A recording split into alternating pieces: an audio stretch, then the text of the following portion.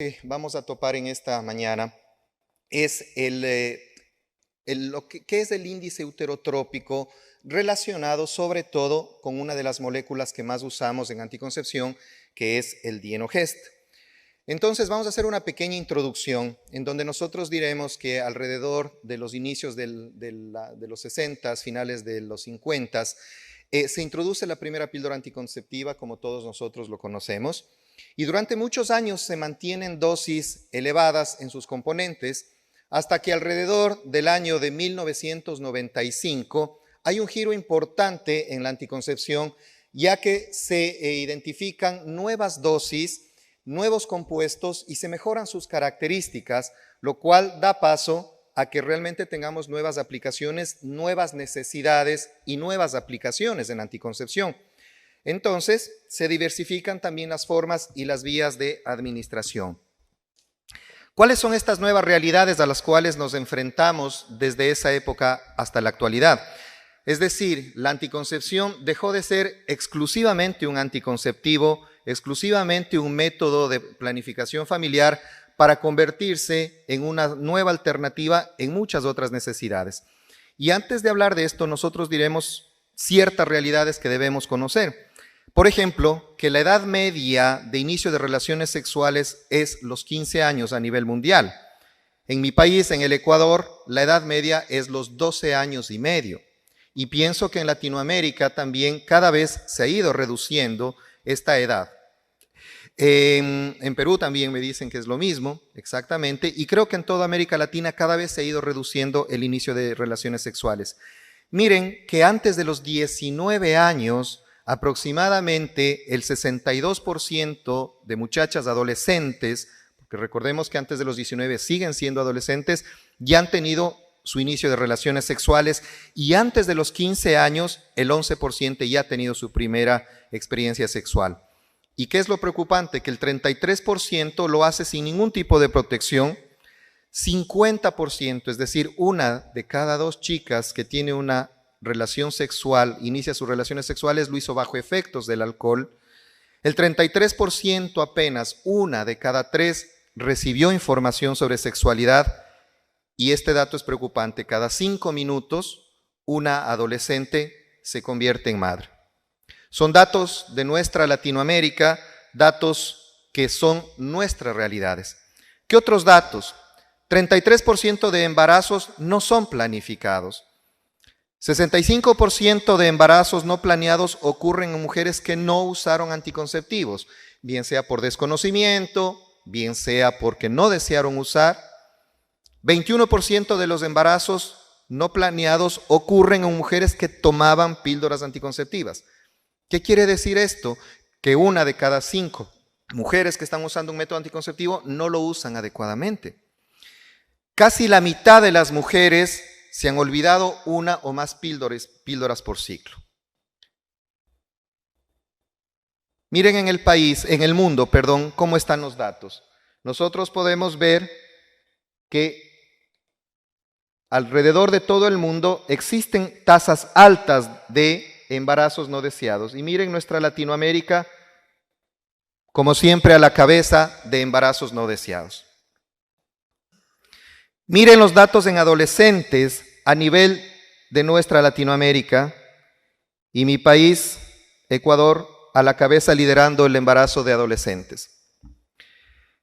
Entonces, con estos datos reales, nosotros tenemos que enfrentar la anticoncepción con mayor responsabilidad, y siempre, no solo en el sentido de anticoncepción pura, sino, como decíamos hace un momento, poder ayudar a nuestras usuarias, a nuestras pacientes, a que puedan tener mejores herramientas para enfrentarse a sus nuevas necesidades y a su nuevo estilo de vida. Nosotros vemos que ahora la mujer ya no solo busca anticoncepción, como decíamos hace un momento, sino busca algo más, un plus que le ayude a tener eso, una mejor calidad de vida. ¿Qué busca la mujer actualmente? Busca, obviamente, que su método sea efectivo, busca usar la mejor o la menor dosis hormonal posible, tanto por el desconocimiento y los mitos que escucha en el día a día, que escucha a la amiga, a la vecina, que como decía hace un ratito el doctor Palacios, el anticonceptivo te va a engordar, el anticonceptivo te va a provocar esto, etcétera. Entonces busca una menor dosis hormonal, busca algo que es fundamental, que probablemente algo, que esto no era muy importante hace unos años, pero es tener un mejor control del ciclo. Dicho de otro modo, sangrar regular, menos días y menos cantidad.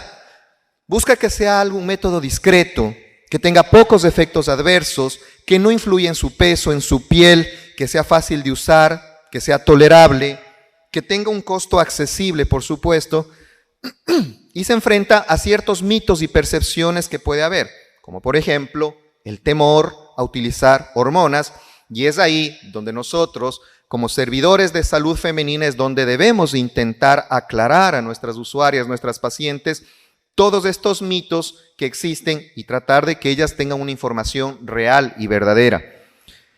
El acceso limitado que muchas veces hay, uno pensaría que los anticonceptivos están a la mano, y probablemente sí, pero no en todos los sitios, no en todos los lados tenemos este acceso.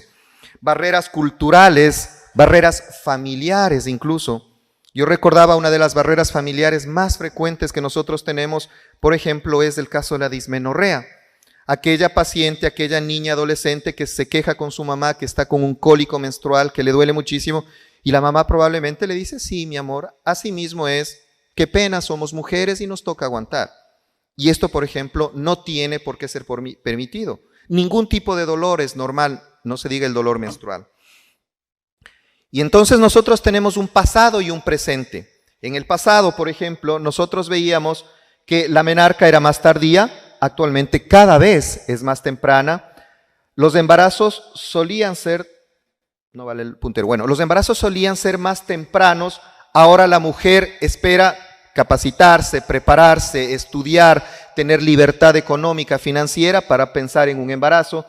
Antes había una alta paridad, ahora es muy baja y en muchos casos ni siquiera hay paridad. Había una lactancia prolongada, ahora por el mismo ritmo de vida que tienen nuestras mujeres, la lactancia es muy corta. Había pocas menstruaciones porque la mujer pasaba mucho tiempo embarazada. Entonces prácticamente no había menstruaciones, actualmente cada vez hay más menstruaciones y la expectativa de vida obviamente era menor hace muchos años y ahora cada vez ha ido aumentando. Entonces decíamos, dentro de estos mismos factores que algunos ya los mencionamos, está la eficacia, la seguridad, la tolerabilidad, la edad, el riesgo de enfermedades de transmisión sexual, que como mencionaban ayer las doctoras, realmente ningún método anticonceptivo, a excepción del preservativo, va a brindarle protección contra enfermedades de transmisión sexual. La paridad, los factores de riesgo individuales de cada persona, la lactancia, el tabaquismo, el peso, las medicaciones concomitantes que puede estar tomando una paciente.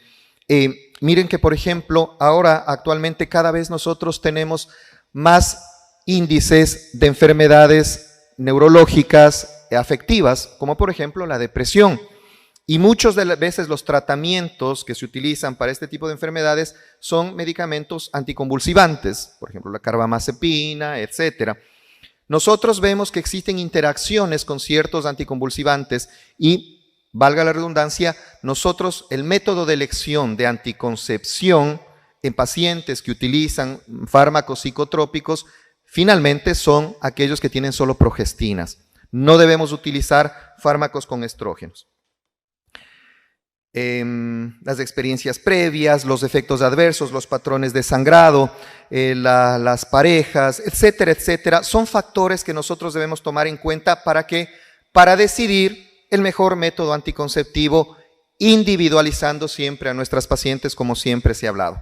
¿Cómo se elige este método? Rápidamente, todos nosotros conocemos los criterios de la OMS, que son 4 criterios que van desde el primer criterio donde se puede utilizar sin ninguna restricción, hasta el 4.º criterio en donde definitivamente queda restringido, pasando por el riesgo-beneficio en los 2 riesgos intermedios, en los 2 criterios intermedios, y finalmente simplemente diremos que el 1 y 2 es un adelante, utilice el método, y el 3 y 4 es tenga cuidado y no lo utilice.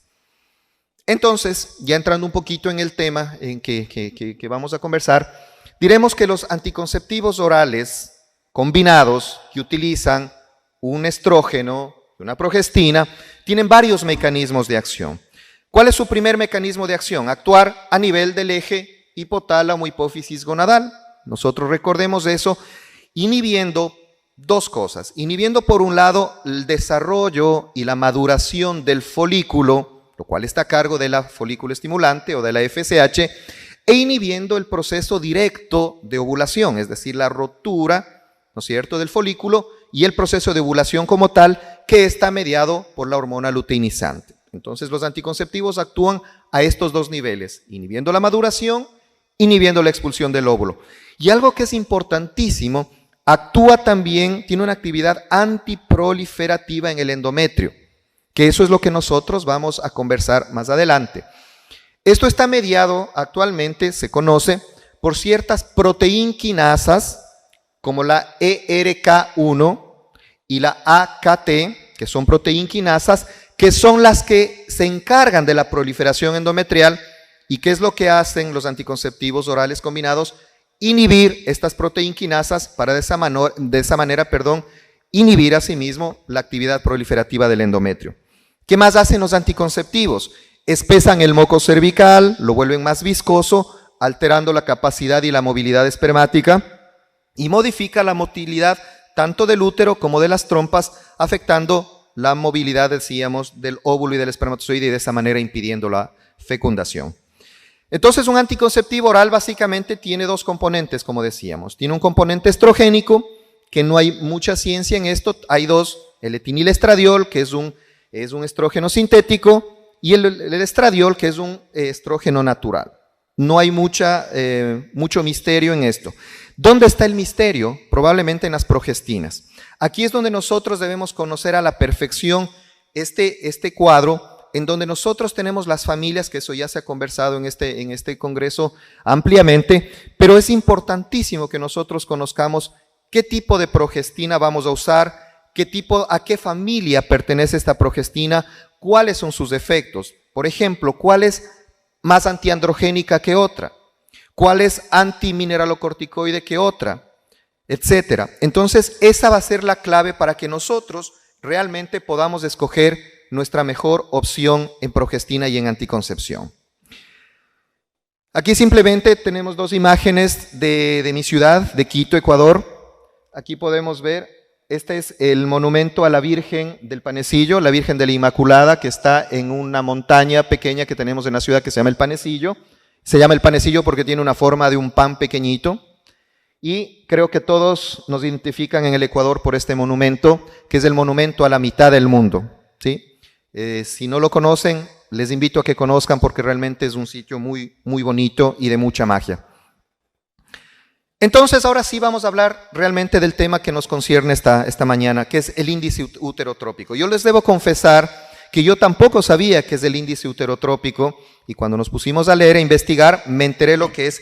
¿Y qué es esto del índice uterotrópico? No es más que la medición del cociente, es decir, un cálculo aritmético, matemático, para encontrar la dosis necesaria de una progestina que consiga tanto inhibir la ovulación y suprimir esta proliferación endometrial que hablábamos hace un momento.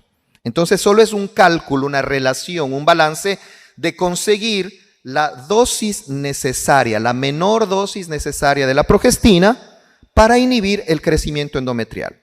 Mientras menos sea la dosis de progestina que nosotros necesitemos para conseguir este objetivo, mayor será el índice uterotrópico. Y aquí nosotros tenemos las progestinas que usualmente utilizamos con sus respectivos índices uterotrópicos. Por ejemplo, la noretisterona es la que tiene el índice uterotrópico más bajo. ¿Qué quiere decir esto?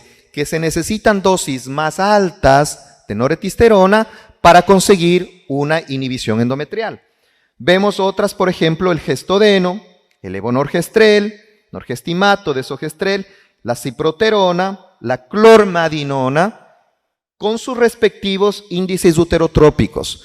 ¿Y quién está a la cabeza de todas las progestinas que utilizamos?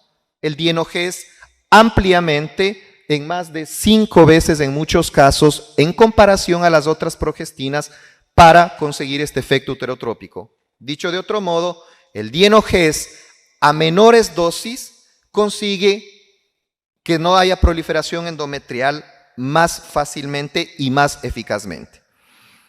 ¿Qué es este dienogés? Creo que todos lo conocemos, es una molécula que la utilizamos ampliamente, como bien mencionaba el doctor Pozuelos, no solo en anticoncepción, sino también en terapia para la endometriosis. Pero bueno, vamos a recordar simplemente un poquito del dienogés, que básicamente tiene una naturaleza híbrida y esto hace que los combinen beneficios de los derivados tanto de los pregnanos como de los derivados de los gonanos.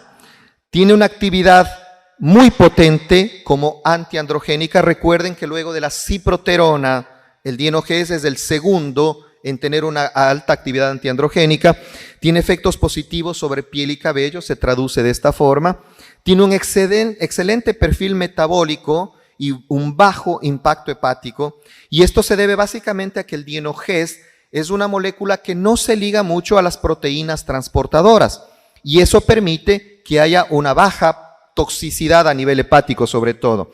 Tiene también un mejor perfil farmacológico, una mayor biodisponibilidad, tiene una vida media corta, sin riesgo de acumulación, lo cual lo vuelve importante, tiene un excelente efecto sobre el endometrio, como pudimos ver hace un momento, y gracias a su alta eficacia a nivel endometrial, el dienogés logra un excelente control del sangrado, con un índice uterotrópico excelente, y lo cual le confiere finalmente, y es lo que se debe traducir en la parte práctica, a tener menstruaciones más cortas, más escasas y de menor duración. Entonces, resumiendo, las características principales son un fuerte efecto sobre el endometrio, características antiandrogénicas potentes y finalmente, no veo, me brilla, gracias. El color estuvo malo.